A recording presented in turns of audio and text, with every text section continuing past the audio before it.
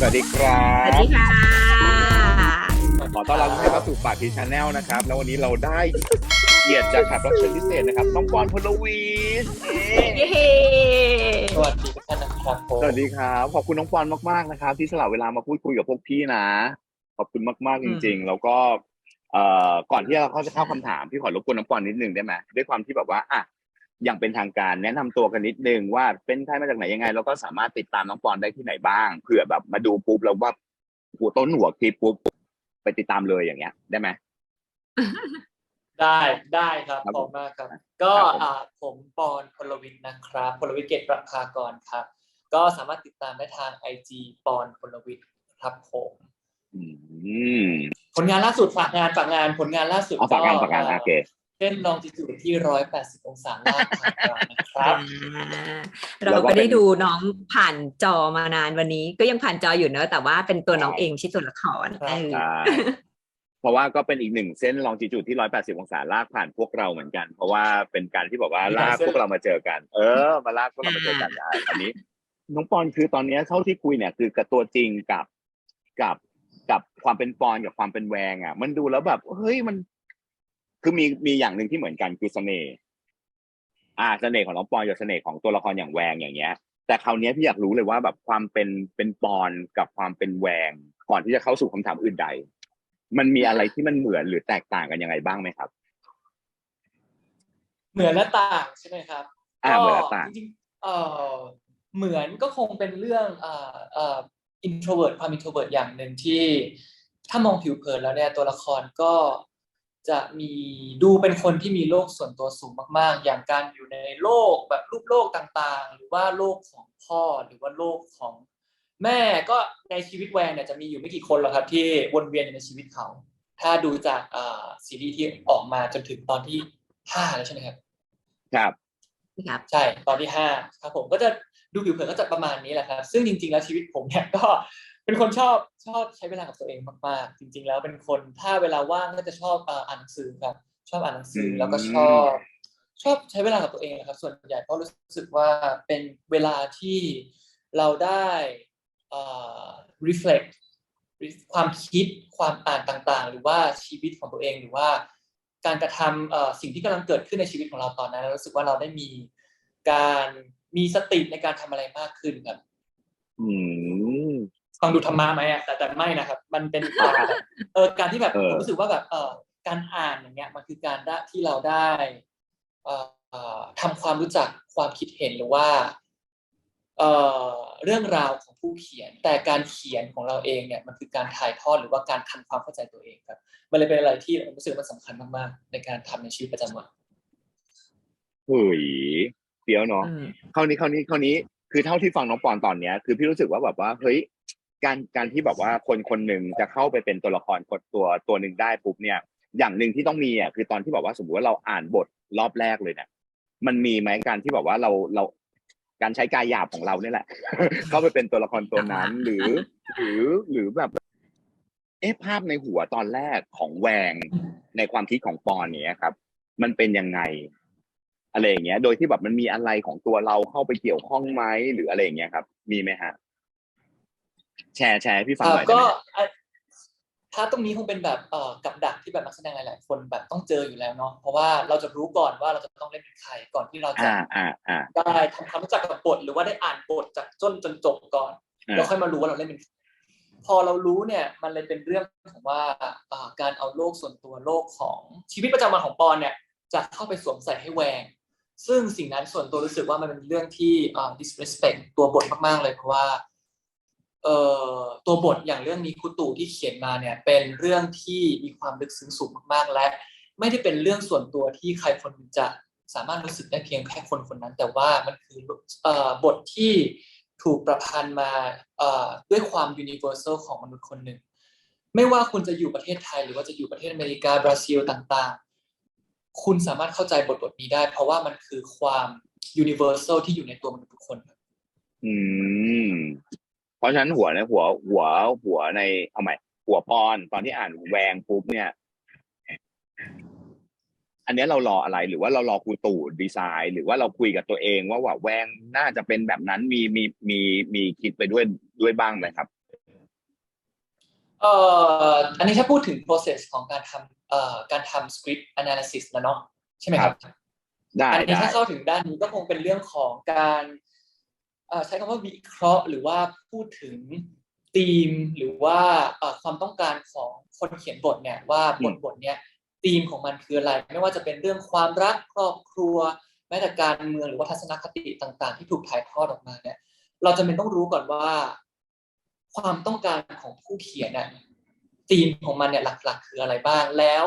อันนี้ก็เป็นเรื่องที่แบบประทับใจมากๆเพราะว่าคุณตู่ให้อิสระกับนักแสดงในระดับหนึ่งเลยที่ว่าอยากให้นักแสดงเนี่ยทำการบ้านของตัวเองมาด้วยเพราะว่าความคิดความอ่านของแต่ละคนไม่ว่าจะเป็นผู้เขียนหรือว่านักแสดงเองเนี่ยจริงๆแล้วมันต่างกันถูกไหมครับมันเลยเป็นเรื่องที่ว่าอิสระแล้วก็ความ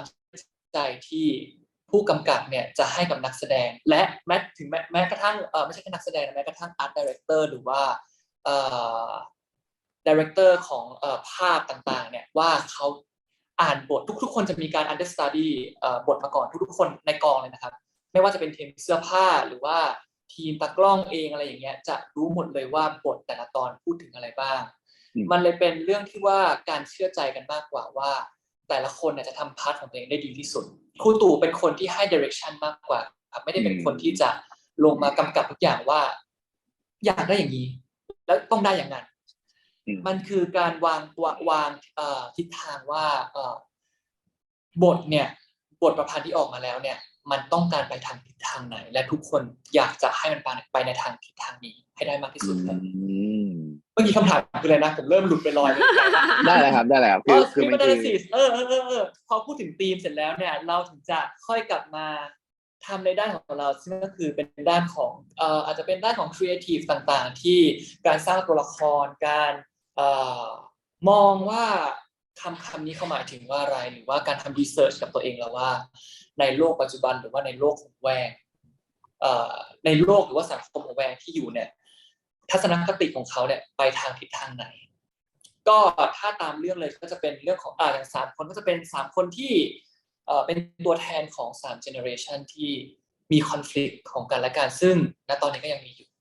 และในอนาคตก็คงมีอยู่อีกต่อไปครับโอเคพี่ป๊อปแล้วตอนนี้พี่ป๊อปแล้วพูดถึงตัวละคร3ตัว3เจนก็เลยต้องถามเรื่องตัวละครนี่แหละตอนที่ได้รับบทตอนที่ถูกทาบทามแล้วเนี่ยรู้แล้วหรือยังว่าอีก2ตัวละครจะเป็นพี่เนกี้กับพี่แหม่มมาเล่นร่วมกันจริงๆตอนแรกเนี่ยตอนที่เขาติดต่อมาครั้งแรกเลยไม่รู้เลยครับยังไม่รู้เลยว่าใครเล่นเป็นอะไรบ้างไม่รู้แม้กระทั่งใครคือครูตู่ใครคืออาจารย์พนศักดิ์สุขใครคือพี่นัทประกอบหรือว่าพี่ต้นอย่างเงี้ยไม่รู้จักใครแล้วผมก็เลยงงว่าเอ้าเขารู้จักเราได้ยังไงอันนั้นคือแบบจุดต้นที่แบบงงมากๆครับเพราะว่าช่วงนั้นเป็นช่วงที่โควิดด้วยแล้วก็เป็นช่วงที่ห่างหายไปพอสมควรเลย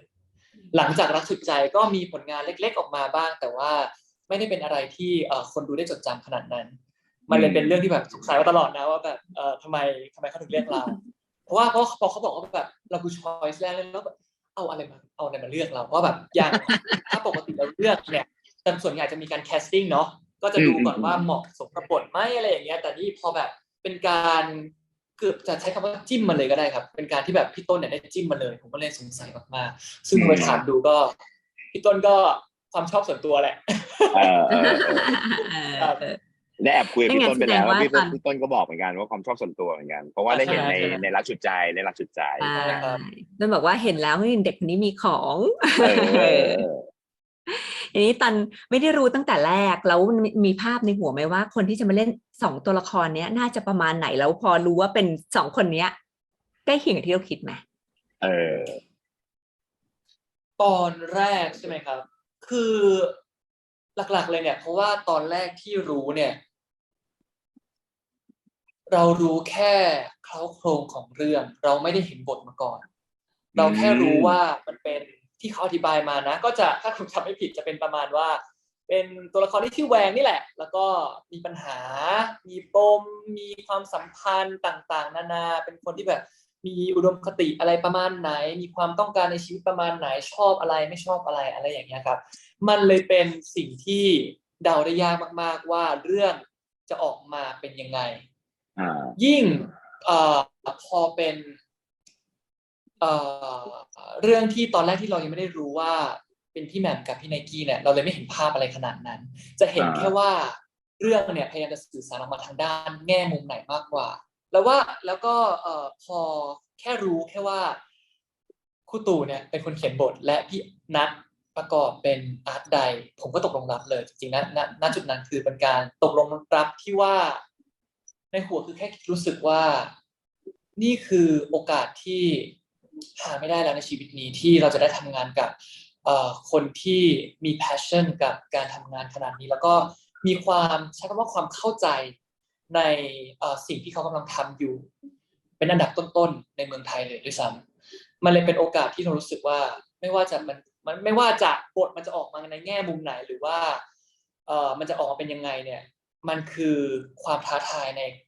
ความท้าทายสิ่งหนึ่งที่ในด้านของนักแสดงและในด้านของมนุษย์คนหนึ่งที่เราจะได้ออกไปแตะถึงมันได้ทั้งประสบการณ์ต่างๆนะครับมันคือสิ่งที่แบบผมรู้สึกว่าถ้าพลาดสิ่งนี้ไปเราจะถ้าสมมุตินะถ้าพลาดสิ่งนี้ไปแล้วเราเห็นว่าบทมันออกมาเป็นอย่างนี้แล้วเราแบบเราคงรู้สึกว่าณจุดนั้นมันคงเป็นเรื่องที่ว่าเสียดายแล้วแหละมันคงเป็นเรื่องที่ว่าเสียดายจริงๆแบบกล้าใช้คำว่าเสียดายเลยกับบทประพันธ์ขนาดนี้ครับแต่พอรู้ว่าเป็นพี่แหม่มกับพี่ไนกี้เนี่ยก็ตื่นเต้นมากๆนะเพราะว่าเขาเป็นสองคนที่อยู่ในวงการมานานมากแล้วก็มีประสบการณ์เยอะมากๆเราเด็กใหม่มากๆเลยถ้าเทียบกับพวกเขาแบบผมเพิ่งเข้ามาแบบปี2 ปีหรือว่า3 ปีอะไรอย่างเงี้ยครับอนุบาล 1แหละอนุบาล 1เลยแบบเป็น10 ปีแล้วอะไรอย่างเงี้ยมันเลยแบบแบบตื่นเต้นมากๆตื่นเต้นมากๆอย่างแรกเลยคือแบบตื่นเต้นว่าการในแง่มุมของการทำงานด้วยครับว่าเพราะว่าบางทีเนี่ยวันแรกๆของเราเนี่ยเราจะมีการแบบตื่นเต้นกับกล้องตื่นเต้นกับแบบหลายๆสิ่งหลายๆอย่างอย่างเงี้ยซึ่งการทำงานกับระดับprofessional ขนาดนั้นเนี่ยเขาจะไม่เป็นแล้วแหละมันก็เลยเป็นเรื่องแบบหลายๆอย่างที่ต้องปรับตัวแต่แบบพี่เขาน่ารักมากๆจริงๆครับที่สามารถเข้ากันได้ง่ายมากๆเลยแล้วก็ทำความรู้จักเข้าใจแบบในยังไม่ต้องเข้าถึงตัวบทก่อนเป็นแค่ตัวชีวิตประจำวันเนี่ยหรือว่าตัวปอนเองกับพี่ไนกี้เองหรือพี่แหม่มเองเนี่ยเราก็สามารถคุยกันได้เยอะมากๆแล้วไหนๆก็พูดถึงพี่แหม่มกับพี่ไนกี้แล้วช่วยเล่าการทำงานระหว่างที่มีการทำงานร่วมกันระหว่าง2 คนนี้ด้วยได้ไหมครับหรือจะเป็นเรื่องส่วนตัวหรือจะอะไรก็แล้วก็แต่ในตอนที่แบบว่าในตอนที่ทำงานเรื่องนี้นะขอความแซ่บนิดนึงได้ไหมว่าแบบว่าจะเล่ากับคนนี้คุยกับโอ้โหพี่แหม่มเด็ดเรื่องนี้เลยมีของกินให้เราตลอดหรืออะไรอย่างเงี้ยได้หมดเรื่องนั้นถ้าพูดถึงพี่แบบนี้เรื่องของกินนี่คือ number one จริงๆนะจริงป่ะสรุปเป็นพี่แหม่ม number one จริงๆเรื่องของกินเนี่ยเพราะว่าพอมันเป็นตอนนั้นไปถ่ายที่เชียงใหม่แล้วก็ถ่ายบนเขาถ่ายบนม่อนแจ่มด้วยครับห่างไกลชุมชนมากๆแล้วก็เป็นการถ่ายทำที่มีอุปสรรคมากมายมีความเหนื่อยล้ามากๆวันหนึ่งเนี่ยขนาดตัวนักแสดงเองเนี่ยได้นอนวันหนึ่งก็ประมาณอย่างมากเลยก็ประมาณ 5-6 ชั่วโมงถ่ายทั้งวันความยากถ้าพูดถึงความยากกว่าอันนี้เกินนิดนึงความยากของเรื่องนี้เนี่ยพอมันเป็นเรื่องที่มีตัวละครแค่3 ตัวทุกๆซีนเนี่ยการถ่ายทำทุกซีนวันหนึ่งอาจจะถ่ายแบบ10 กว่าชั่วโมงบางวันก็แบบ12-16 ชั่วโมงอะไรอย่างเงี้ยซึ่ง16 ชั่วโมงสมมติ16 ชั่วโมงนั้นเนี่ยมันจะวนเวียนอยู่แค่3 ตัวละครเพราะฉะนั้นคือแทบทุกซีนเนี่ยจะมีแทบทุกซีนจะเรียกว่ามีแบบ3 คนเลยแหละถ้าทุกซีนจะมี3 คนเลยมันเลยเป็นการถ่ายทำที่เหนื่อยล้ามากๆแทบจะไม่มีเวลาพักผ่อนเลยทุกคนเหนื่อยล้ามากๆแล้วก็รวมถึงทีมงานด้วยทีมช่างไฟช่างกล้องที่บางทีฝนตกแดดออกไม่ว่าจะร้อนขนาดไหนเนี่ยถ้าเขาอยากได้ภาพอย่างเนี้ยแสงต้องอยู่ข้างนอกทีมไฟต้องออกไปยืนตากแดดแล้วทำแสงให้เราพี่แหม่มแบบรู้สึกว่าพี่แหม่มแบบเห็นใจมากๆแล้วก็แบบน่ารักมากๆที่สั่งมนต์นมสดขึ้นมาตอนตี 2คือคุยทำความรู้จักแลกไลน์กับทีมของมนต์นมสดเรียบร้อยแล้วก็สั่งไว้เรียบร้อยแล้วว่าตอนตี 2ต้องได้มนต์นมสดขึ้นมาบนบ้อนแจ็คเราไม่ได้สั่งมาแบบแค่แบบ10-20 ชิ้นนะครับคือสั่งมาแบบเหมาแบบเยอะมากๆคือแบบ60 ชิ้นอะไรอย่างเงี้ยครับเหมาขึ้นมาแบบ60-70 ชิ้นนะครับเพื่อให้ทุกคนต้องได้กินทุกคนต้องได้พักและนั่งกินตรงนั้น นั่นคือคุณศศิวิมลได้เลื่อนตำแหน่งแล้วว่าเป็นคุณแม่เลี้ยงคุณแม่เลี้ยงใช่ไหมแม่เลี้ยงศศิวิมลอย่างนี้น่ารักมากก็มากโอ้ยอยู่ที่น่ารักแล้วพี่ไนกี้ล่ะครับพี่ไนกี้ล่ะครับ พี่ไนกี้เป็นเหมือนคู่หูในการประจนภัยค่ายลูกเสือทางเนี้ยจริงเหรอใช้คำว่าเข้าค่ายครับไม่อยากไปพักผ่อนอะไรเลยคือมันคือการเข้าค่ายดีๆนี่เองเพราะว่ามีความทรหดถึงระดับหนึ่งแล้วกันเพราะว่าพอเราไปอยู่บนดอยเนาะเราก็ไม่ว่าจะเป็นที่พักหรืออะไรต่างๆเนี่ยทั้งทีมงานและตัวทุกๆคนเลยแหละเราจะได้เจอกับปัญหามากมายเช่นอากาศช่วงนั้นไปเป็นช่วงที่มีอากาศที่หนาวพอสมควรช่วงกลางคืนนะครับช่วงกลางคืนมีอากาศที่หนาวห้องผมกับพี่ไนกี้เนี่ยผมกับพี่ไนกี้นอนห้องเดียวกันนะครับตลอด8 วันที่ถ่ายทำที่นั่นน่ารักมากจิ้นไปแล้วนะก็เป็นการใช้ชีวิตที่แบบไม่มีการแลกเปลี่ยนแบบตลอดเวลาแบบไม่ว่าจะเป็นเรื่องของการบ่นเรื่องของการแบบต่างๆในชีวิตอะไรอย่างเงี้ยมันต้องมีการบ่นระบายนิดนึงแบบเหนื่อยเนาะเวลาเหนื่อยจริงๆนะอะไรอย่างเงี้ยครับใช่แต่แบบเป็นห้องที่แบบอย่างแบบไม่มีน้ำอุ่นอย่างเงี้ยก็อาบน้ำเย็นกันแบบตอนตี 2ก็มีครับก็แบบหรือแม้กระทั่งเสียงไก่ขันร้องตั้งแต่ตอนตี 4นอนไม่หลับอะไรอย่างเงี้ยครับก็จะแบบเป็นเรื่องที่แบบไม่ได้คาดคิดมาก่อนอะไรอย่างเงี้ยก็จะมีชีวิตชาวพวกนี้ใช่แต่แบบรู้สึกว่าแบบสิ่งพวกนี้มันคือการทำให้แบบผมกับพี่ไนกี้เนี่ยสนิทกันมากๆเลยนะเพราะว่าแบบเราได้เหมือนผ่านแบบอุปสรรคอะไรพวกนี้มาด้วยกันโอ้ยน่ารักแล้วเมื่อกี้เหมือนแบบมีบ่นเนาะบอกว่าเหนื่อยเนาะอะไรอย่างเงี้ยแล้วมีการ encourage กันไหมครับว่าบอกเอาพี่มาสู้กันเนาะอะไรอย่างเงี้ยมีไหมฮะมีกันแบบว่าให้กำลังใจกันเองบ้างไหมครับแน่นอนครับมีสำหรับทุกคนเลยครับแม้กระทั่งถึงตัวครูตู่ด้วยครับเหรอครูตู่เองด้วยเหรอก็จะมีแบบเอานะทุกคนอีกแค่ไม่กี่ซีนเองอีกแค่ไม่กี่วันเองหรือว่าแม้กระทั่งบางทีเนี่ยเราก็ไปถึงแบบผ่านวันแรกไปตั้งแต่ไปถึงเชียงใหม่อย่างเงี้ยก็วันแรกก็จะเป็นการแบบวันที่แบบผ่อนคลายพักผ่อนอะไรพอเริ่มถ่ายเท่านั้นแหละเริ่มเขาดาวแล้วอีกกี่วันที่เหลือเริ่มเขาดาวแล้วหดจริงหดจัง5 4 3 2 1เริ่มเขาดาวแล้วอีกกี่วันเพราะว่าอย่างที่เห็นกันแบบว่าพอซีนหนึ่งเนี่ยเป็นซีนที่มีความละเอียดอ่อนมากๆแล้วก็ไม่ใช่แค่ในตัวของนักแสดงเองนะครับที่มีความละเอียดอ่อนแม้กระทั่งของทางอาร์ตไดเรคเตอร์หรือว่าทีมกล้องทีมไฟเนี่ยเขามีความละเอียดอ่อนที่ต้องการจะสื่อสารออกมาให้ละเอียดที่สุดมันเลยไม่ใช่แค่มุมมองที่ว่านักแสดงต้องเล่นดีแต่มันคือการที่ว่ามุมกล้องต้องเป็นยังไงมีการคิดมาก่อนหน้านี้มีการบล็อกกิ้งมาก่อนหน้านี้แล้วว่าการบล็อกกิ้งหรือมุมกล้องหรือเส้นต่างๆที่กั้นระหว่างตัวละครหลายในตัวเนี่ยมันจะอยู่ตรงไหนแสงที่ออกมามันจะเป็นยังไงมันคือทุกๆอย่างเนี่ยอย่างที่เห็นอันนี้ภูมิใจมากๆแบบดีใจมากๆด้วยเพราะว่าคนดูหลายๆคนเนี่ยได้เห็นถึงความตั้งใจแล้วก็ได้ appreciate ถึงแบบสิ่งที่ทุกๆคนได้ทำออกมาเนาะได้เห็นถึงแหละการที่แบบได้คนทำได้เห็นว่าคนดูเนี่ยได้เห็นถึงใช้คำว่าแบบภาษาไทยกันเลยเห็นถึงแหละความแบบ notice ถึงว่าสิ่งนี้มันมีอยู่ในซีนนั้นนะมันคือแบบความแบบอิ่มใจมากๆเลยทางแบบด้านของคนทำรายละเอียดเล็กๆน้อยๆใช่ไหมฮะที่ถูกบอกว่าเรียกได้ว่าดูเหมือนจะเล่นกัน3 คนดูเหมือนจะเล่นกัน3 คนแต่จริงๆแล้วอุปกรณ์ในฉากทั้งหมดนั้นเล่นด้วยเพราะมันมีทุกสิ่งทุกอย่างที่ถูกวางในนั้นคิดดีแล้วว่าต้องอยู่ตรงนั้นและสื่ออะไรภาพต่างๆมันมีชีวิตของมันครับใช่มันมีชีวิตหมดเลยเพราะฉะนั้นเนี่ยพี่รู้สึกว่าแบบถ้าอย่างนั้นเนี่ยในแง่ของการได้รับบทของนักแสดงอันนี้เราถือว่าเราเป็นตัวนักแสดงเนาะในแง่ของการได้รับบทของนักแสดงบทที่ดีกับนักแสดงเนี่ยมันจะบอกว่าเป็นยังไงดีครับมันจะบอกว่าเป็นแบบเรื่องสำคัญหรือว่ามันเป็นเรื่องแบบมันเป็นเดอะมัสหรืออะไรเงี้ยมากแค่ไหนสำหรับปอนสำหรับบทกับนักแสดงเนี่ยคือถ้าด้านนี้ได้อะไรก็ต่อแล้วครับประมาณนั้นแหละประมาณว่าคือบทเนี่ยบทดีๆ1 บทเนี่ยมันสำคัญแค่ไหนมันคือการ ทบทวนแล้วก็การบอกตัวเองสม่ำเสมอครับว่า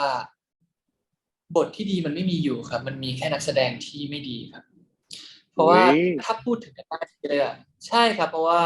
ถ้าพูดกันจริงๆแล้วเนี่ยตัวบทที่ออกมาเนี่ยเขามีเป้าหมายแล้วก็มีธีมสิ่งที่เขาอยากจะสื่อสารออกมานี้แน่นอนอยู่แล้วแม้กระทั่งไม่ว่าคุณจะมองว่าบทเนี้ยมันตื้นหรือว่าบทเนี้ยมันดูไม่มีอะไรเลยหรือว่าบทเนี้ยการแสดงแค่นี้ก็พอแล้วล่ะโดยเฉพาะในมุมนักแสดงนะอันนี้คือเราไม่ได้พูดถึงในมุมของคนอื่นเลยเพราะว่าผมไม่อยากเอาตัวเองไปแทนคนอื่นเนาะถ้าในมุมของตัวผมเองเนี่ยการมองว่าบทอันเนี้ยมันตื้นมันคือการดูถูกตัวเองแล้วว่าการเป็นนักแสดงคนหนึ่งเนี่ยมันไม่มีมนุษย์คนไหนที่ตื้นครับมันไม่มีมนุษย์คนไหนที่ใช้ชีวิตแบบตื้นไม่มีมนุษย์คนไหนในโลกนี้เลยครับที่จะมีชีวิตแบบตื้นได้ครับเพราะฉะนั้นมันคือการดูถูกตัวเองอย่างหนึ่งครับอันนี้คือแบบอันนี้ไม่ได้พูดถึงคนอื่นนะครับพูดถึงตัวเองเลยถ้าเราจะดูถูกตัวเองขนาดนั้นน่ะผมรู้สึกว่ามันคือการไม่ให้เกียรติบทละครและไม่ให้เกียรติบทคนดูแล้วมันเลยเป็นสิ่งที่ไม่ขนาดนั้นแต่ว่ามันคือเป็นสิ่งที่เราอยากจะทำหน้าที่ของนักแสดงคนหนึ่งที่ได้รับโอกาสทางด้านเนี่ยเพราะว่าถ้ามองอันนี้คือมองในแง่มุมของการมองอาชีพหนึ่งเนาะถ้ามองการนักแสดงเนี่ยเป็นอาชีพหนึ่งเราคงมองว่ามันคือความมุมหนึ่งมันคือการเสียสละเพราะว่าในชีวิตของคนคนหนึ่งเนี่ยเขาคงอยากที่จะเข้าถึงความpeaceful มากที่สุดเนาะการเข้าใกล้ความไม่รู้อันนี้เท่าที่ผมคิดเองนะมันคือการเข้าใกล้ความ peaceful ไม่อยากจะไปแต่ความโศกเศร้าขนาดนั้นหรือบางคนก็อาจจะอยากอันนี้แล้วแต่คนครับแต่ในตัวนักแสดงเนี่ยเราจำเป็นที่จะต้องเอาตัวเองเนี่ยพาตัวเองเข้าไปอยู่ในจุดที่เอ็กซ์ตรีมให้ได้แล้วก็พาตัวเองเข้าไปแตะถึงความจริงที่คนบางคนในโลกที่ในโลกข้างนอกภายนอกเนี่ยในสังคมสมัยเนี้ยบางทีความจริงก็ไม่ได้เป็นสิ่งที่คนคนหนึ่งจำเป็นต้องเข้าไปแตะถึงครับอันนี้ในมุมมองตัวเองนะครับไม่ได้เป็นความจริงแบบอะไรในสังคมแต่ว่าในมุมมองตัวเองอันนี้คือเมื่อกี้คือพูดถึงเรื่องความคิดของนักแสดงคนหนึ่งเนาะแต่พอโอกาสในการที่เราเนี่ยที่เราจะมีโอกาสได้เข้าไปแสดงไม่อยากใช้คำว่าแสดงเลยใช้คำว่าอะไรดีไม่ชอบใช้คำว่าแสดงอะไร แต่แบบแสดงก็ได้แบบ acting ในบทที่แบบบทประพันธ์ที่มันมีความuniversal แล้วก็มีความลึกซึ้งเหมือนเป็นแบบบทความ original อย่างหนึ่งเนี่ยมันเลยเป็นโอกาสที่ทดสอบเป็นบททดสอบแล้วกันเป็นบททดสอบอย่างหนึ่งของนักแสดงที่ว่าบททดสอบอันนี้คือแบบมันพูดยากมากเลยนะเพราะว่าบททดสอบอันเนี้ยมันไม่มีถ้าทุกคนได้อ่านบทแล้วเนี่ยจะรู้เลยว่าการตีความบทของแต่ละคนจะไม่เหมือนกันคนคนหนึ่งอย่างผมเล่นแวงจะออกมาเป็นแวงนึงคนอย่างพี่ปอนตีความแวงก็จะออกมาเป็นแวงอีกตัวหนึ่งมันเลยเป็นถึงบอกว่ามันเลยเป็นบทที่ universal ครับเราเลยไม่อยากส่วนหนึ่งคือที่แบบก่อนหน้านี้แบบไม่ได้อยากแบบออกมาพูดอะไรเยอะเกี่ยวกับตัวละครเนี้ยเพราะว่ามันเป็นความสุขอย่างหนึ่งที่เราจะได้เห็นคนดูได้ตีความไปพร้อมกับตัวละครไม่ว่าจะเป็นทางด้านตัวบทมาแบบหลายๆอย่างเนี่ยเพราะว่ามันสำคัญจริงๆนะว่าเราจะไม่ดูถูกคนดูอย่างที่เมื่อกี้พี่ๆได้พูดถึงกันแล้วหรือว่าได้พูดถึงมาก่อนแล้ว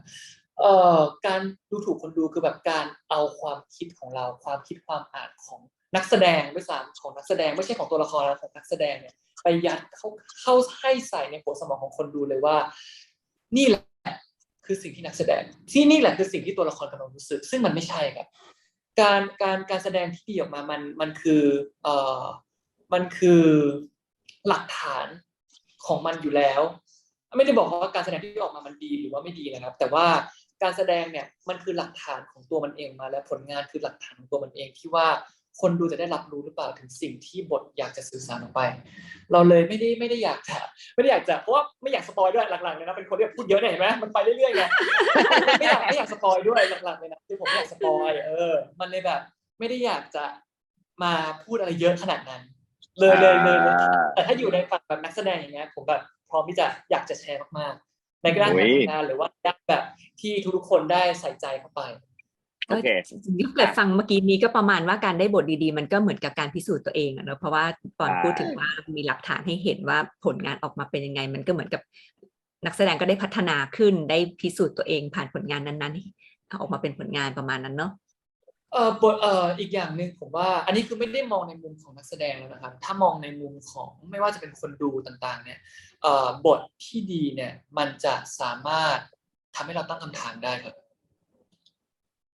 อันนี้คือหลักสำคัญเลยที่ผมรู้สึกว่าบทที่ดีเนี่ยมันจะไม่ได้เป็นบทที่แสดงจุดยืนหรืออะไรต่างๆขนาดนั้นแต่ถ้าลองดูแบบบทประพันธ์ที่ถูกออกแบบมายุคก่อนๆอะไรอย่างเงี้ยครับมันจะเป็นบทที่ทำให้คนดูสามารถตั้งคำถามได้ครับไม่ได้เป็นบทที่ดูแล้วดรามาติกหรือว่าอะไรขนาดนั้นแต่เป็นบทที่ดูคนดูอาจจะดูแล้วรู้สึกต่างๆรู้สึกมีความคิดเห็นเป็นของตัวเองนี่แหละผมรู้สึกว่ามันคือเสน่ห์ของมันครับในการดูซีรีส์หรือว่าดูละครด้วยอิจฉาปอนอ่ะอิจฉาปอนมากนะคือถ้าสมมติแบบว่ามีความคิดแบบนี้ตั้งแต่วัยขนาดนี้เนี่ยโอ้โห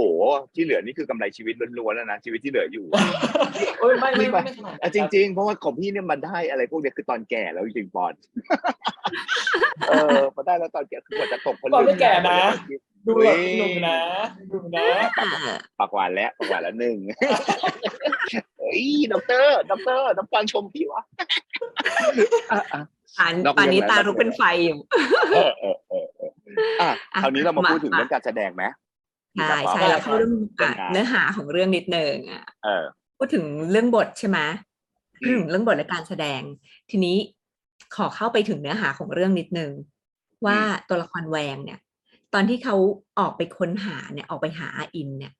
เขาออกไปด้วยความรู้สึกไหนแล้วเขาออกไปจริงๆเขาต้องการหาอะไรนี่แหละที่ผมเพิ่งพูดไปว่าผมไม่อยากแบบพูดเดี๋ยวจะสปอยใช่ไหมแสดงมันจะมีความสปอยนะถ้าอย่างนั้นเอาอย่างนี้เพราะว่าอันนี้มันเพิ่งถึง EP 5อีก3 EP จบพอถึง EP 5มันเฉลยอะไรให้เราบางอย่างเอาแค่ถึงตอน EP 5เนี่ยจุดเริ่มต้นก็ได้เพราะว่าถ้าดูเราจะรู้ว่านะมันมีอะไรยังไงเราไม่พูดแล้วกันเอาแค่จุดเริ่มต้นของการออกไปตามหาอาอินเนี่ยไปด้วยความรู้สึกไหนเอาแค่เนี้ยเพราะว่าตรงเนี้ยน่าจะได้เพราะเราเห็นข้อมูลมาประมาณนึงไม่น่าจะปล่อยละออกไปตามหาด้วยความรู้สึกไหนหรอถ้าตามตัวบทที่ออกมาถึง EP 5แล้วเนี่ยก็จะให้ได้เห็นว่าตัวละครแวงมีความรู้สึกที่มีเป้าหมายที่อยากจะค้นหาบางสิ่งบางอย่างที่ขาดหายไปถูกไหมครับอันนี้ผมตั้งคำถามนะผมตั้งคำถามไม่บอกว่ามันถูกว่ามันมีความที่อยากจะออกไปค้นหาบางสิ่งบางอย่างที่ขาดหายไปจากชีวิตเขาและถ้าพูดง่ายๆเลยคืออาอินคือสิ่งนั้นที่เขากำลังตามหาอยู่หรือเปล่า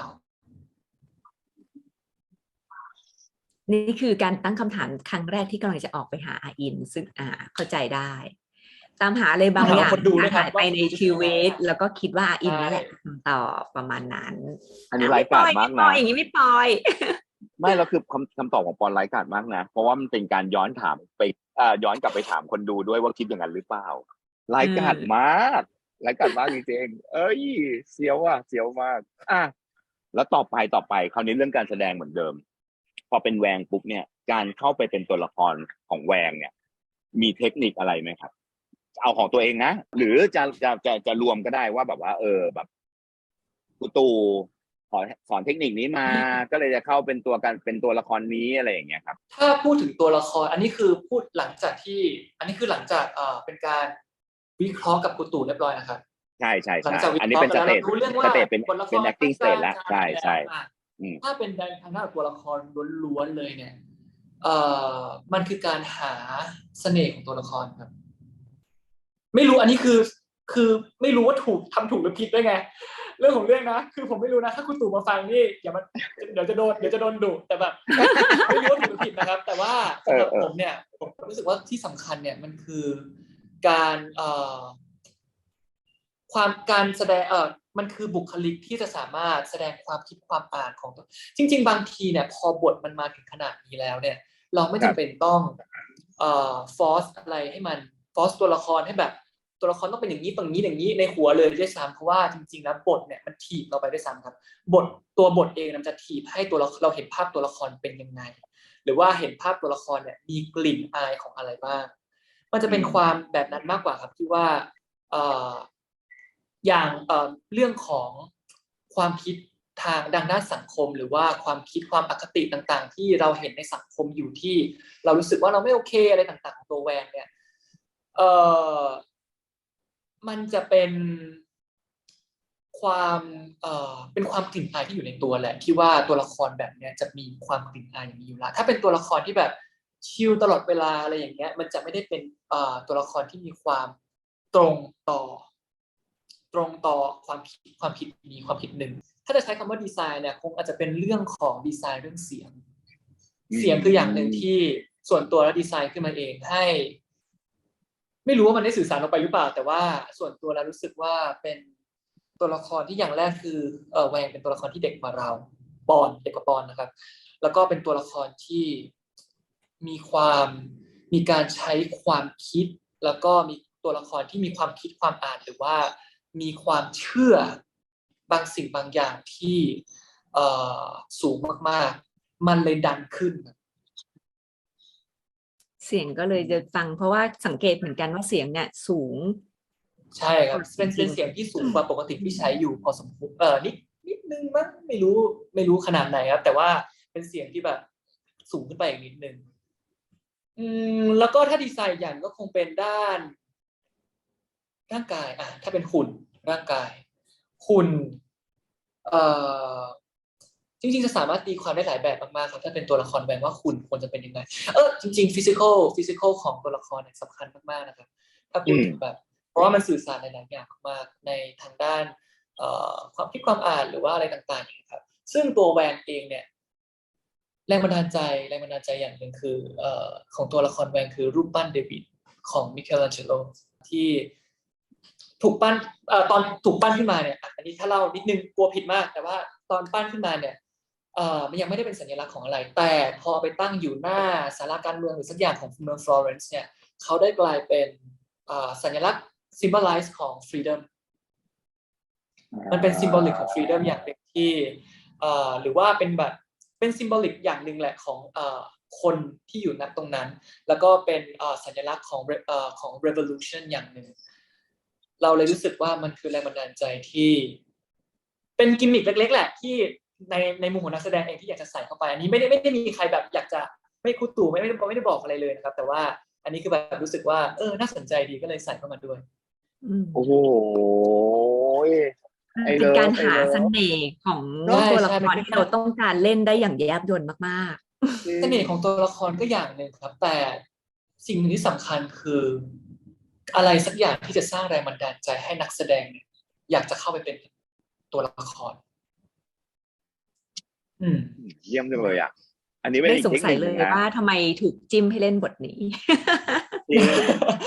จริงแล้วก็เป็นการจิ้มที่แม่นยำมากจริงอันนี้ต้องยกผลประโยชน์ให้คุณต้นจริงๆจิ้มที่แม่นยำสุดๆดีจังเลยครับทุกวันนี้ยังกราบขอบพระคุณต้นกับผู้ตูนนะครับยังมากราบอยู่ดีแล้วยากที่สุดของการเล่นละครเรื่องนี้คือผมว่ายากสุดกับตัวบทโคตรยาวคือคุณตู่ได้ยินไหมครับคุณตู่ครับ ยาวแบบไม่ยาวอะยังไม่อยากสปอยนะแต่แบบมันถ้าที่เห็นน่ะมันยาวแล้วมันมียาวกว่านี้ครับมีโมโนโลกที่ยาวกว่านี้อีกเหรอมีโมโนโลกที่ยาวกว่าโรงเรียนประจำอีกเหรอฮัลโหล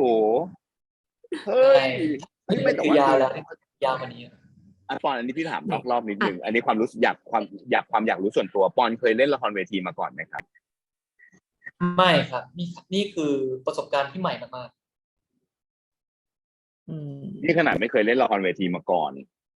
แต่ว่าเล่นได้ทางละครเวทีแบบสมบูรณ์แบบมากจริงๆชอบมากเพราะว่าแบบว่าคือบทโซโล่ของตัวละครเวทีมันก็จะยาวประมาณนี้เนาะเผื่อก็จะยาวกว่านี้แหละส่วนใหญ่อันนี้ก็เป็นระดับแบบระดับต้น ยังมีระดับกลางและระดับปลายของละครเวทีอยู่อะไรอย่างเงี้ยแต่ว่าคือพอเล่นแล้วรู้สึกได้เลยว่าแบบเซนส์ของละครเวทีเนาะมันปวนไปหมดตอนที่แบบบอลเล่นอะไรเงี้ยตัวละครออกมามันดูแล้วแบบเฮ้ยมันเล่นได้ลึกคือถ้าเป็นเล่นซีรีส์อย่างเงี้ยมันก็จะไม่ได้เห็นภาพความลึกในมิติที่ความเป็นมนุษย์เล่นน่ะนึกออกไหมฮะแต่พอมันเป็นตัวละครเวทีมาครอบปุ๊บมันก็จะมีอีกมิติหนึ่งที่ลึกไปกว่าเพราะว่าซีรีส์มันก็จะเห็นประมาณนี้แต่การเล่นแบบละครเวทีบนซีรีส์มันก็จะเห็นแบบไปอีกอ่ะมันก็ลึกลงไปอีกอะไรเงี้ยแล้วปอนนำเสนอได้แบบพี่เชื่อว่าทุกคนที่ได้ดูผลงานเรื่องนี้ไม่มีข้อกังขาเลยเรื่องการแสดงจริงอันนี้เลยจริงอันนี้อวย ที่บอกมาแล้วว่าสิ่งที่ยากที่สุดคือเรื่องบทเพราะว่ามันยาวอยากรู้ว่า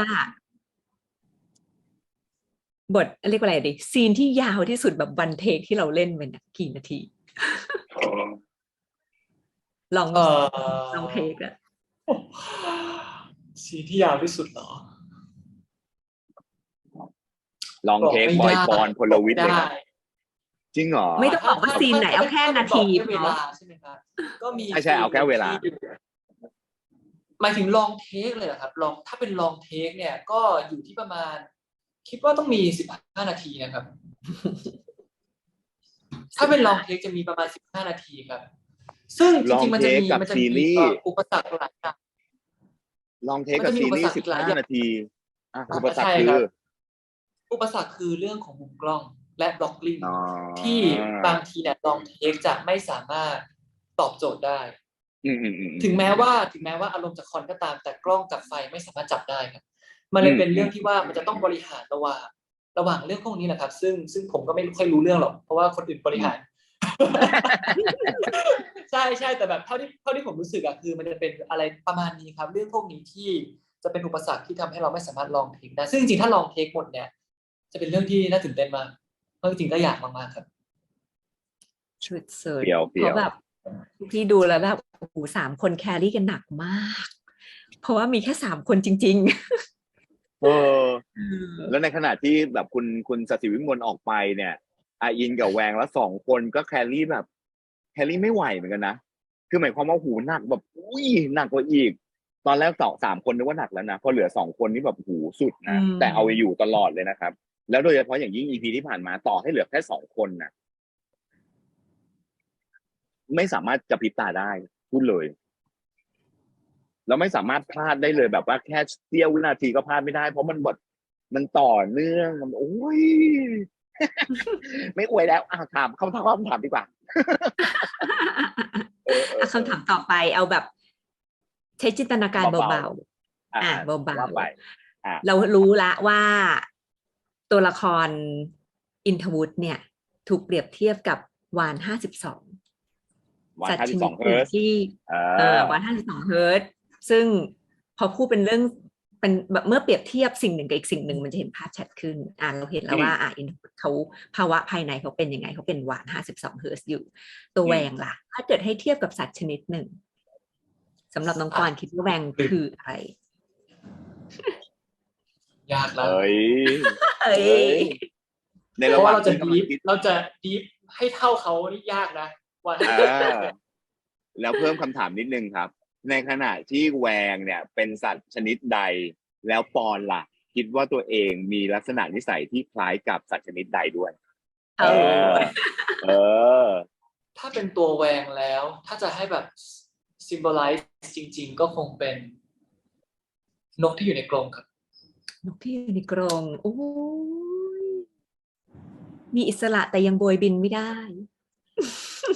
ยังไงไหนนกที่อยู่ในกรงคือยังไง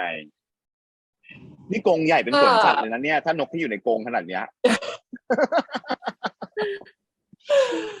เพราะว่าถ้าพูดถึงถ้าแบบดูภาพรวมอะไรเงี้ยก็จะเป็นตัวละครที่อย่างแรกเลยคืออิสร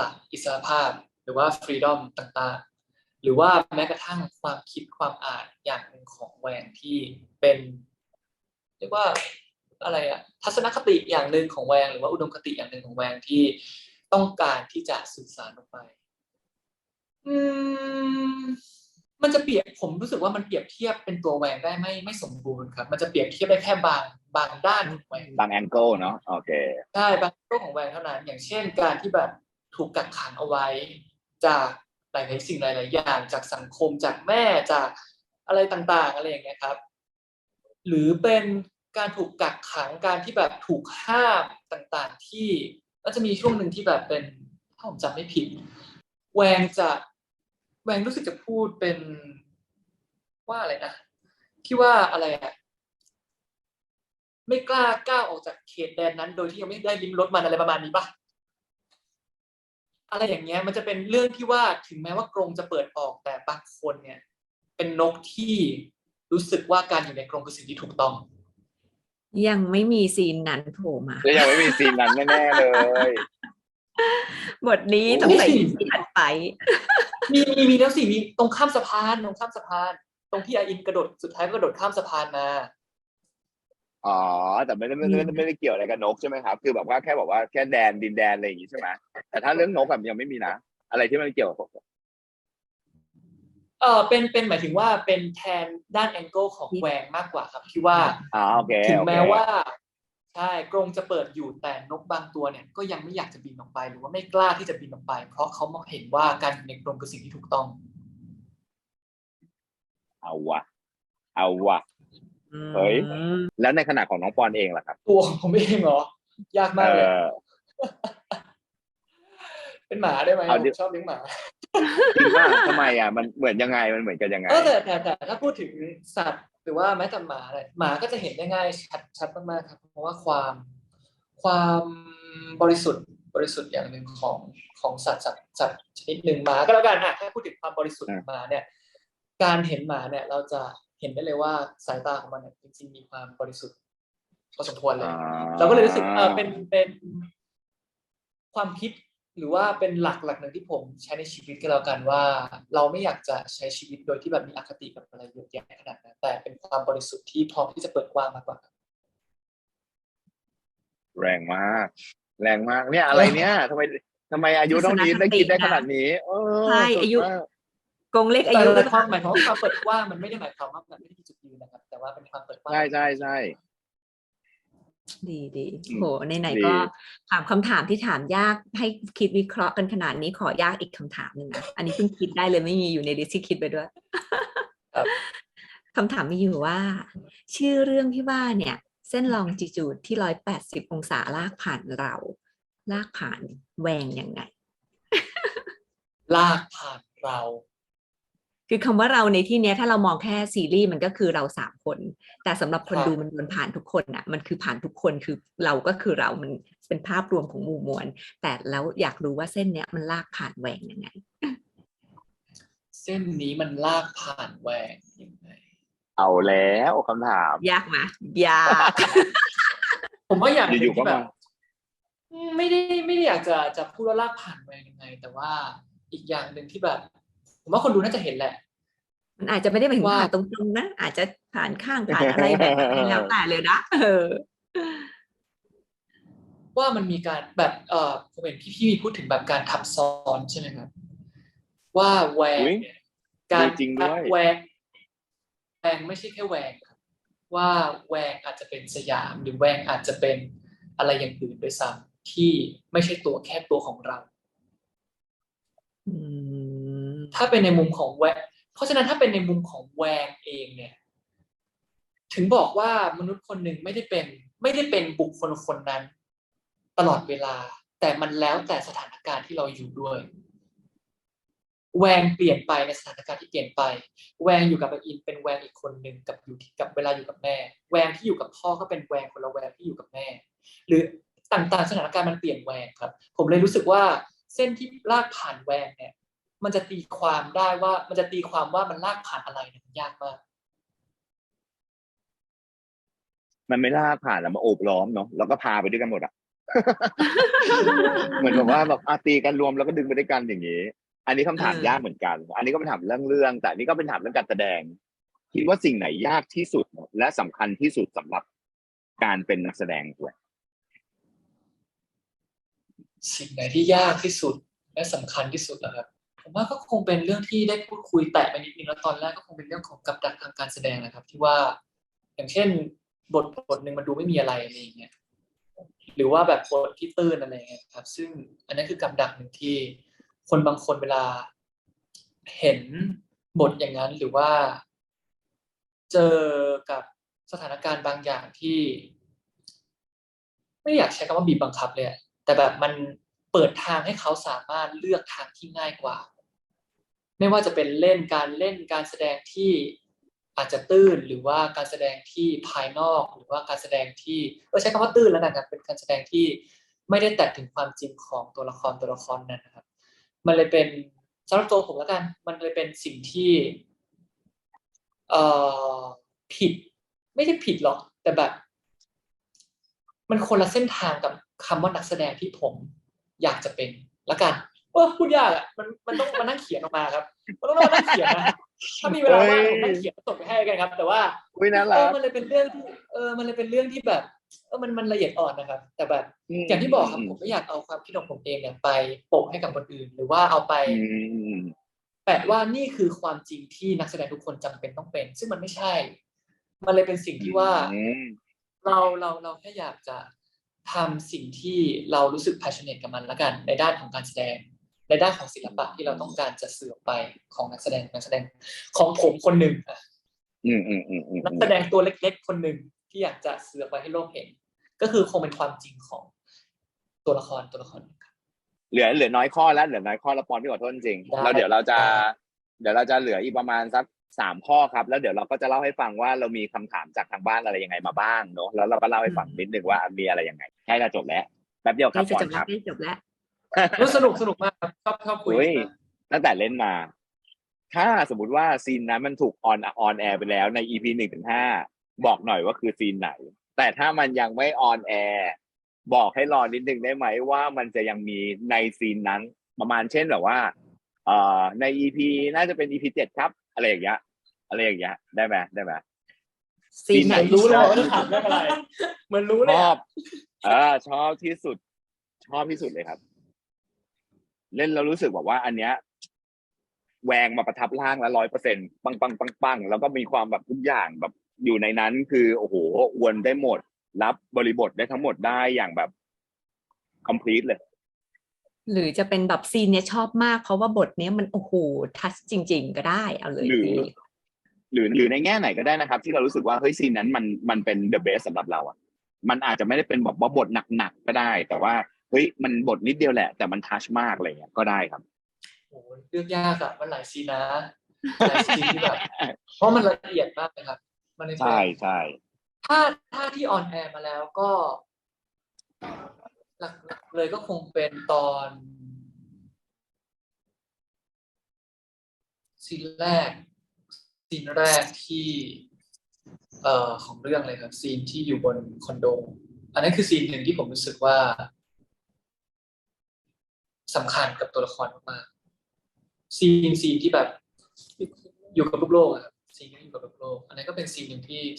จริงๆพอบทมันสำคัญทุกอันนะพอบทมันมีแบบแง่มุมที่แบบต้องจะสื่อมาทุกอันมันเลยยากไงที่แบบมันเลือกยากมากแต่ถ้าในมุมของแสดงคนหนึ่งที่แบบอินกับมันมากๆแล้วกันถ้าอินกับมันมากๆก็คงถ้าที่ผ่านมาก็ถ้าให้เลือกแล้วกันถ้าเลือกแบบผิวเผินมากๆคงเป็นตอนซีนแรกครับซีนแรกของเรื่องเลยแล้วก็เป็นซีนที่ผ่านมาที่เป็นพูดถึงโรงเรียนประจำครับชอบเนาะแต่ว่าโรงเรียนประจำมันแบบโอ้โหอันนั้นคือตัวแบบโรงเรียนประจำมันหนักนะจริงๆมันหนักมากถึงแม้ว่าเราจะผ่านมันมาแล้วหรือว่าแม้กระทั่งเราจะเข้าใจทำความเข้าใจมันมากขึ้นแล้วก็ตามแต่เข้าใจไม่ได้แปลว่าไม่รู้สึกโอ้ยเจ๋งอ่ะถ้าหลังจากนี้ก็จริงๆก็มีอีกเยอะมากๆครับที่ชอบมากๆซีนมันเรื่องไม่ได้อันนี้คือถ้าพูดแล้วสปอยใช่ไหมอันนี้คือถ้าพูดแล้วสปอยแน่ๆใช่ไหมครับเรื่องไม่ได้ครับใช่มันเลือกยากมันดีไปหมดหลังจากเล่นเรื่องนี้ไปแล้วใช่ไหมถือว่าเรียกว่าได้เล่นบทบาทที่ค่อนข้างจะ เป็นตัวละครที่ลุ่มลึกพอสมควร หลังจากได้รับบทประมาณนี้ไปแล้วเนี่ยเรื่องหน้า ถ้ามีโอกาสอยากจะเล่นบทประมาณไหน เออ เอาจริงๆนี่เป็นสิ่งที่ครุ่นคิดนะครับน่าครุ่นคิดมากเพราะว่า พอเป็นบทประพันธ์ที่มาขนาดนี้แล้วอ่ะผลงานหน้าอย่างเนี้ยแต่อย่างที่บอกครับพอคือถ้าเราไม่ได้มองถึงหลายๆอย่างหลายๆสิ่งหลายๆอย่างที่แบบว่าคนดูจะได้อะไรมากน้อยขนาดไหนถ้าในมุมของนักแสดงคนหนึ่งจริงๆไม่ได้ซีเรียสเลยว่าผลงานต่อไปจะเป็นในแง่มุมไหนครับเพราะอย่างที่บอกว่าเราแค่ทำหน้าที่ของนักแสดงให้ดีที่สุดแต่ถ้าพูดถึงความอยากอันนี้คือความอยาก ความอยากเลยความอยาก ตอนเองมีความอยากล้วนๆเนี่ยผมอยากเล่นกับหมา อยากเล่นหนังที่เกี่ยวกับมีหมาอยู่ในหนัง ในซีรีส์ เป็นส่วนตัวคือเป็นคนหนึ่งที่รักหมามากๆด้วยแล้วก็ผมรู้สึกว่าสัตว์หรือว่ารอบอันนี้คือสิ่งหนึ่งคือสัตว์รอบตัวเราเนี่ยเป็นสิ่งมีชีวิตที่ถูกมองข้ามในบางทีหรือว่าเป็นสิ่งมีชีวิตที่ถูกexploit มากๆเราแค่เห็นอย่างถ้าเห็นนกเนี่ยสวยเนาะบางทีผมเลยรู้สึกว่าการที่เราได้ทำความรู้จักหมาตัวหนึ่งเนี่ยมันเป็นสิ่งที่รู้สึกว่าเป็นความรู้สึกที่มีค่ามากๆเลยรู้สึกว่าก็แต่รู้ถึงความยากของมันไงเพราะว่าเราไม่สามารถสั่งหมาหรือว่าให้หมามาเรียน acting ได้แต่ว่าเราก็รู้สึกว่าถ้ามีโอกาสก็อยากเล่นกับหมาหรือสัตว์สักตัวหนึ่งดู attitude แล้วอย่าลืมนะครับอาหารสัตว์ต้องเข้าแล้วนะครับเราสามารถเรียนรู้ได้ครับ ยังไม่ต้องไปถึงการแสดงนะครับตอนนี้คืออาหารสัตว์เจ้าไหนอยากได้พรีเซนเตอร์ติดต่อน้องปอนพลวิชได้นะครับพร้อมนะครับนี่พร้อมแล้วครับด้วยว่ะดีคือเกินคาดนะไม่ได้คิดว่าจะได้คำตอบแบบนี้นึกว่าจะแบบมาแบบแอคชั่นก็ดีมั้งพี่หรืออะไรประมาณฟิลอย่างนี้มาแบบโรคจิตก็อยากเล่นพี่อะไรอย่างเงี้ยดีแบบคนละเรื่องเลยแล้วแบบดีจริงๆคืออย่างที่บอกว่ามันอยากหมดครับการได้ออกจากจุดที่เรายืนอยู่ออกไปอีกจุดเอ็กซ์ตรีมที่เราไม่เคยได้แตะมาก่อนมันคือเสน่ห์อย่างหนึ่งของการที่แบบที่ดึงดูดให้คนอยากเป็นนักแสดงจริงแต่ถ้าพูดถึงความอยากก็คงเป็นสัตว์โอเคดีแล้วจริงๆหนังที่เกี่ยวกับสัตว์แบบชอบดูนะเป็นคนนึงที่ชอบดูมากเลยแล้วรู้สึกว่าแบบดูทีไรเสียน้ำตากับเรื่องสัตว์ที่มันแบบโอ้ทำไมช่างถ่ายทอดอะไรอย่างนี้คราวนี้พี่ถามถึงศักยภาพนิดนึงเลยครับปอนเพราะว่าเอาเข้าจริงแล้วเนี่ยคือเราต้องพูดกันอย่างตรงไปตรงมาว่าปอนเป็นคนที่มีศักยภาพแล้วมีความสามารถในการแสดงแล้วถ้าสมมติว่าอันนี้บอกคุยกันตรงๆนะครับแล้วถ้าสมมติเนี่ยไอ้เรื่องคืนศักยภาพแบบเนี้ยปอนกำลังมองว่าตัวเองต้องการพัฒนาศักยภาพอะไรบ้างหรือความสามารถด้านไหนบ้างเพื่อให้มันได้แบบมันได้การแสดงของเราได้ไปไกลกว่านี้หรืออยากจะฝากเรื่องนี้ไปให้กับคนที่อยากเข้ามาเป็นนักแสดงเข้ามาในวงการว่าศักยภาพเรื่องนี้สำคัญนะความสามารถเรื่องนี้สำคัญนะอย่างเงี้ยครับมีไหมครับถ้าพูดรวมๆก็คงก็ทุกด้านนะครับ มันจริงๆมันคือทุกด้านแหละเพราะว่าถ้าให้พูดเนี่ยก็คงเป็นเรื่องของ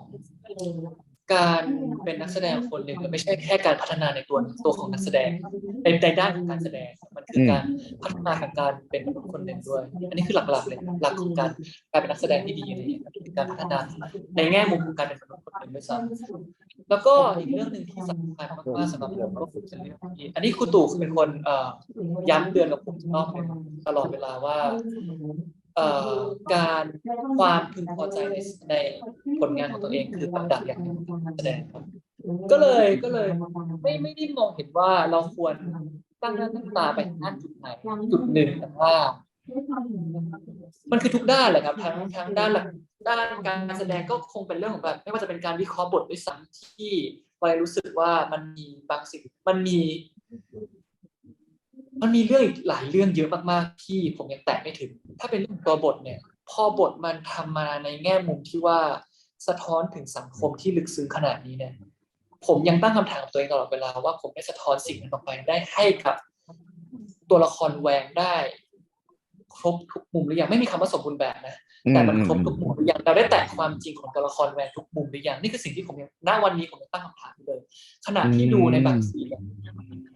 ก็พูดได้ตามตรงเลยว่ามันมีบางมุมที่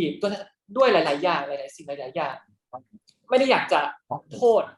อย่างอื่นนะครับแต่ว่าเราควรโทษตัวเองมากกว่าเนาะในมุมของนักแสดงว่าซีนนั้นซีนไหน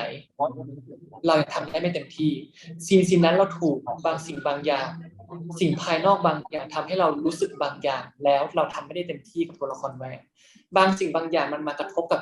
ตัวเราที่เป็นนักแสดงตัวปอนเองที่ทำให้เราไม่สามารถสะท้อนความเป็นจริงของแวงออกไปได้เต็มที่อันนี้คือแบบบางอย่างที่ถึงบอกว่ามันไม่ใช่ในแง่มุมของการแสดงละมันคือแง่มุมของการเป็นมนุษย์คนหนึ่งที่ว่าเราจะสามารถเอาตัวเองไปโฟกัสกับจุดหนึ่งแล้วก็ตัดทุกสิ่งทุกอย่างที่เป็นของปอนออกแล้วอยู่กับแวงได้เต็มที่ 100% มากขนาดไหนในซีนอันนี้แหละครับมันคือหลายสิ่งหลายอย่างที่ถ้าจะให้ลิสต์ออกมาว่ามันคงทำไม่ได้มันเป็นเรื่องของมันคงมีวิธีแบบเทคนิคต่างๆที่ทำแบบ1 2 3 4แหละแต่เราไม่สามารถพูดออกมาได้เป็นลิสต์ออกมาอยู่แล้วครับแต่หลักๆเลยคือมันก็เป็นเรื่องพวกนี้นะครับที่ของการใช้ชีวิตด้วยซ้ำแบบที่ว่าสำคัญมากเฮ้ยเจ๋งอ่ะตอบได้ครอบคลุมครอบคลุมมากครบรอบครอบคลุมคราวนี้เป็นคำถามสุดท้ายจากพวกพี่แล้วแต่ว่าหลังจากนี้จะเป็นคำถามที่แบบว่ามีฝากมาบอกแล้วก็มีคำถามนิดๆหน่อยๆนะครับแต่เนี้ยคำถามสุดท้ายจากพวกพี่ก็คือจากการเข้าวงการของปอนที่มีสังกัดจนสู่ปัจจุบันที่เป็นอิสระดูแลตัวเองถูกไหมตอนนี้คือปอนดูแลตัวเองป่ะครับหรือว่ายังมีสังกัดอยู่พี่ที่ดูแลให้อยู่ครับมีพี่ช่วยดูแลอยู่ครับยังมีคนที่ช่วยดูแลแต่ว่าคือไม่ได้เอาใหม่ไม่ได้สังกัดค่ายใดค่ายหนึ่งค่ายไหมผมเพราะว่าตอนนี้คือใจครับเพราะก่อนหน้านี้เป็นนาดาวเนาะใช่แต่ตอนนี้ผมไม่แน่ใจว่ามันเป็นค่ายมากน้อยขนาดไหนแต่ถ้าก็ยังอันนี้ต้องถามอีกทีนึงแต่ว่าจริงๆก็มีคนช่วยดูแลให้อยู่ครับอันนี้มีส่วนในการตัดสินใจในการรับบทแวงไหมครับอ๋อแน่นอนครับไม่ว่าจะตอนอยู่นาดาวหรือตอนไหนก็แล้วแต่มีส่วนในการตัดสินใจตลอดครับอย่างไรเขาสมมุติว่าเขาบอกว่ารับเถอะแล้วปอนแบบว่าเฮ้ยผมอ่านบทแล้วผมไม่อยากรับเลยอย่างเงี้ยมันมีไหมมันมีความเป็นไปได้มากน้อยแค่ไหนยังไงหรือว่าแบบโอ้ยปอนอยากเล่นมากแต่ว่าค่ายหรือสังกัดแบบยังไม่เหมาะนะอะไรอย่างเงี้ยมีไหมครับมีมาตลอดครับจริงๆก็จะมีการสกรีนมาอยู่แล้วครับว่าบทไหนเนี่ยเป็นยังไงบ้างหรือว่าบทอันไหนน่าเล่นบ้างแต่คือเขาจะส่งส่วนใหญ่จะส่งมาพร้อมกับส่งบทไม่ใช่ส่งบทส่งเรื่องนั้นส่งแบบที่ละครเรื่องนั้นส่งให้กับทีมอะไรเงี้ยครับก็จะส่งสิ่งนั้นไม่ว่าจะเป็นเรื่องย่อหรือว่าตัวละครต่างๆเนี่ยจะส่งมาพร้อมกับความคิดเห็นของพี่ๆมากกว่าครับว่าเขาคิดเห็นยังไงแต่สุดท้ายแล้วเนี่ยเราเป็นคนตัดสินใจครับถึงบอกนะครับว่ามันคือจุดยืนของนักแสดงเองด้วยซ้ำครับว่าเราจะเลือกรับสิ่งไหนมากกว่าครับมันไม่คือถึงเขาจะ recommend มาแต่ว่าถ้าเราไม่ได้อยากเล่นหรือว่าเรามีความคิดเห็นกับมันและเราตัดสินใจยังไงมันก็เป็นสิทธิ์ของเราครับโอเคก็เยี่ยมอยู่คราวนี้เป็นไม่ใช่คำถามแล้วแหละจะบอกว่าเป็นอะไรเป็นคำถามด้วยแล้วก็เป็นแบบว่าคำชื่นชมมาฝากเริ่มแล้วโอเคคราวนี้มันจะมาจากแบบว่าจากผู้ชมนะครับอันแรกเลยฝากชื่นชมความสามารถการแสดงมาถึงตอนนี้แล้วแสดงได้ดีมากไม่ตกเลยไม่คิดว่าจะแสดงได้ดีได้เก่งขนาดนี้ทำให้หล่อมากขึ้นโอ้ทำให้หล่อมากขึ้นเลยนะอันนี้จริงๆนั่นแสดงว่าเขาไปตามปอนตั้งแต่อยู่ในIG หรืออะไรเงี้ยผลงานส่วนตัวอยู่แล้วเนอะแล้วพอแบบมาเจอเรื่องการแสดงเข้าไปอีกเสน่ห์ของนักแสดงมันก็เลยทำให้แบบว่าความเป็นปอนพลวิทย์หล่อมากขึ้นไปอีกนี่โอเคอันที่สองอันนี้อ่านให้ฟังเฉยๆนะครับ อยากให้มาร่วมรีแอคในรายการด้วยได้ไหมเราอยากได้ความรู้สึกตอนแสดงหมายความว่าตอนที่เห็นตอนแสดงนั้นอะไรเงี้ยครับอันเนี้ยไม่มีปัญหาครับพี่เชื่อว่าเวลาเราอาจจะไม่ค่อยได้ตรงกันเพราะพวกพี่อัดรีแอคดึกมาก แต่ถ้ามีโอกาสก็เชิญนะครับแล้วก็มีความเป็นไปได้ไหมครับว่าจะลงซีรีส์วายต่ออันนี้มันเป็นอีกอันนึงนะเป็นคำถามที่แบบว่ามีความเป็นไปได้ไหมหรืออยากไหมมาเล่นซีรีส์วายอะไรอย่างนี้ครับประมาณว่ารู้ไหมอยากเห็นน้องปอนเล่นซีรีส์วายต่อเนื่องอะไรประมาณนี้ไม่ได้ปิดกั้นเลยครับหมายถึงว่าไม่ว่าจะเป็นซีรีส์สไตล์ไหนแนวไหนเข้ามาจริงๆไม่ได้ปิดกั้นเลยครับว่าต้องฟิกอย่างเดียวว่าต้องเล่นชายหญิงหรือชายนะครับไม่ได้ปิดกั้นเรื่องนั้นเลยครับโอเคก็คงเป็นเรื่องของตัวบทมากกว่าครับว่าเราอ่านแล้วเรารู้สึกว่าเราอยากจะเล่นมากน้อยขนาดไหน โอเค แล้วก็ต่อไปครับ แสดงกับไนกี้แล้วรู้สึกยังไงบ้างครับ เอ้ยทำไมมีเขินหน้าพี่กินแล้วนะ สนุกครับสนุกแต่แสดงกับพี่เขาเป็นยังไงเหรอ ก็ พี่จริงๆตัวตนของพี่ไนกี้กับในเรื่องเนี่ยจริงๆก็ต่างกันพอสมควรนะ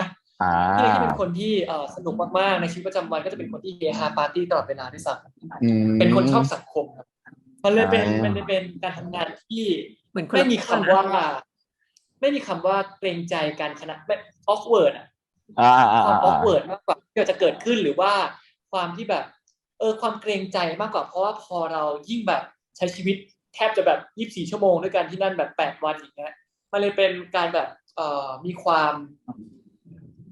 เข้าอกเข้าใจกันในระดับหนึ่งแล้วก็มีความทำความรู้จักกันมากพอสมควรนะครับที่ว่าแบบคุยกันเรื่องส่วนตัวอะไรอย่างเงี้ยครับมันก็จะมีแบบมันเลยเป็นความสัมพันธ์ที่เหมือนเพื่อนมากกว่าครับอาจจะเป็นเพื่อนแบบสยามกับอินทวุฒิแต่ว่าอีกเรื่องหนึ่งพี่คิดแล้วนะไอ้เย้แล้วคำถามนี้เด็ดมาก อยากถามปอนว่าแวงเริ่มรู้ตัวเองว่ารักอาอินแบบคนรักตั้งแต่เมื่อไหร่คะ